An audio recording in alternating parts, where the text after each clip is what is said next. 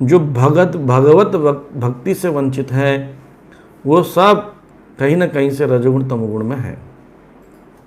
ठीक है, इसलिए बोला जा रहा है कभी कभी सत्वगुणी लोग भगवान की सर्वश्रेष्ठता को स्वीकार तो करते हैं, किंतु ये विश्वास करके कि वैदिक अनुष्ठानों के द्वारा वे देवताओं जैसा स्तर प्राप्त कर सकेंगे, देवताओं के प्रति अधिक आकृष्ट होते हैं। यानी जो लोग भक्ति कर रहे हैं या भगवान को परम मानते हैं पर साथ साथ में ना देवता बनना चाहते हैं, देवता जैसे स्वर्गिक सुख चाहते हैं, ऐसे लोग क्या करते हैं, मूर्ख होते हैं। क्यों अपना नुकसान कर जाते हैं? क्या नुकसान? कई बार भक्तों के समाज में देखा गया है जो पूरी तरह परिपक्व भक्त नहीं है प्रारंभिक अवस्था में, तो ऐसी कामना रखते हैं कि वो स्वर्ग जाएं। मैंने कहा कि अगर भक्ति पूर्ण नहीं होगी तो कभी कभी स्वर्ग जाना पड़ सकता है।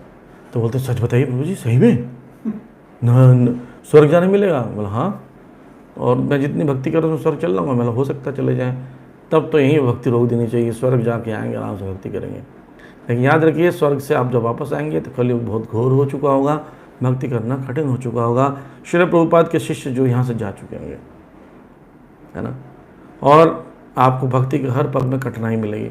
तो भोग तो मिल गया पर सबसे बड़ा लॉस क्या हुआ? समय का। बुद्धिमान व्यक्ति क्या करते हैं, इसी क्षण इसी समय यह निर्णय लेते हैं कि मुझे गंभीरता से भक्ति करनी है, उसी जन्म में गोलोक धाम जाना है, ऐसी भावना रखते हैं वो। ऐसे लोग वास्तव में सच्चे हैं, बाकी सब दंभी हैं। दंभी मनोवृत्ति के कारण क्या होता है, उनकी भगवत भक्ति में अवरोध उत्पन्न होता है। अन्नभिलाषिता शून्यम ज्ञान कर्मादि अनावृतम, ज्ञान कर्म का अनावृत करना। उसमें आदि शब्द जो बोला गया है वो इसी बात को बोला गया है। आदि का मतलब हो गया कि आप भविष्यवाणी पर विश्वास करते हैं, या फिर मान लीजिए आयुर्वेद को चीज़ को लेकर आयुर्वेद पर डिपेंड हो गए, भगवान पर डिपेंडेंट नहीं ज़्यादा। जैसे प्रभुपाद जी को दवाई खिलाते तो प्रभुपाद जी बोलते हैं I know medicine sometime works, लेकिन I know the supreme medicine that is Hare Krishna mantra, Hare Krishna मंत्र गाइए।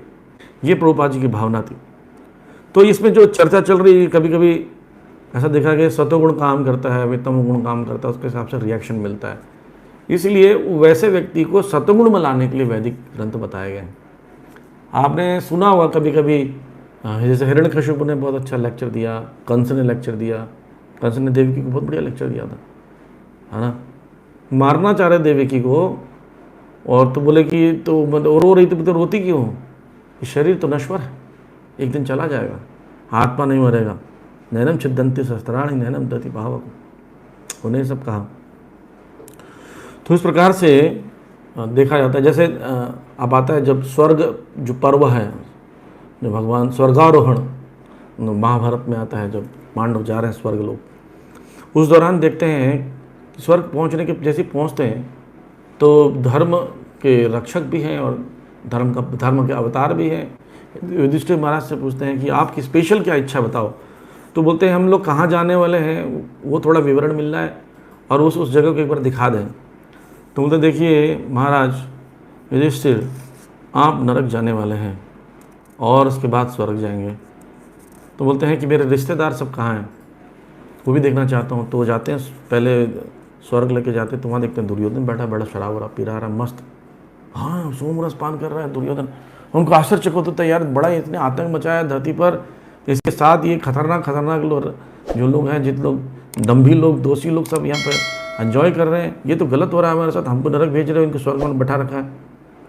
तब वहाँ पर बताते हैं स्वर्ग के लोग कि बोलते नहीं, इनका क्षणिक जो सुख था, क्षणिक जो पुण्य था कि उन्होंने युद्ध किया, जो युद्ध में मर जाते हैं वो सबको युद्ध में मरने का श्रेय मिलता है, योद्धा का श्रेय, उसकी वजह से उनको क्या मिलता है, स्वर्ग का सुख मिलता है। तो क्षणिक होता है, तो कुछ समय के लिए होता है, उसके बाद उनकी सारी गलतियों के हिसाब से उनको नरक जाना पड़ेगा।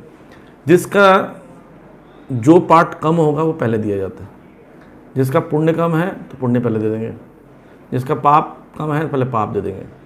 तो इसलिए आप लोगों का छोटी छोटी गलतियां की, जुआ खेला, कृष्ण के लिए झूठ नहीं बोला, तो ये सब चीज़ों की वजह से थोड़ा सा के लिए नरक का दर्शन होगा, दर्शन घुमा के ले आएंगे एक चक्कर, फिर आप स्वर्ग वालों का टेंशन मत लीजिए, बढ़िया सब डॉर्मेटरी बना रखा, आप लोग टेंशन मत लीजिए। तो यही बात बता रही यहाँ जो मैंने बताया कि नरक तो जाते हैं पर थोड़ा सुख भोगने मिलता है उन लोगों को जो कि तमोगुणी होते हैं। पर कभी कभी सतगुणी कार्य कर लेते हैं। कभी दान कर दिया, जैसे कर्ण ने दान कर दिया, कभी कुछ कभी कुछ, कभी महादेव की सेवा कर ली, पूजा कर ली, तो सतगुण की वजह से स्वर्ग मिल गया, युद्ध में मरने का स्वर्ग मिल गया। पर उन्हें जो आताताई बने हुए थे, लाक्षाग्रह, जहर पिलाना, वस्त्र हरण, हमला करना, हथियार से जान के मारने की धमकी देना, ये राज हत्या लेना, ये सब जो आताताई है, आताताई के सारे कार्य को दुर्योधन ने किया, इसलिए उसको बाद में नरक मिला। तो ये मैं स्टोरी इसलिए बता रहा हूँ कि असली उद्देश्य क्या है कि कैसे भी करके मैक्सिमम सतोगुण कार्य करें। ये पशु जीवन से ऊपर उठाने के लिए रहता है, ताकि वो दोबारा भगवत भक्ति में जुड़ सके। इसलिए ये वेद बताया गया है।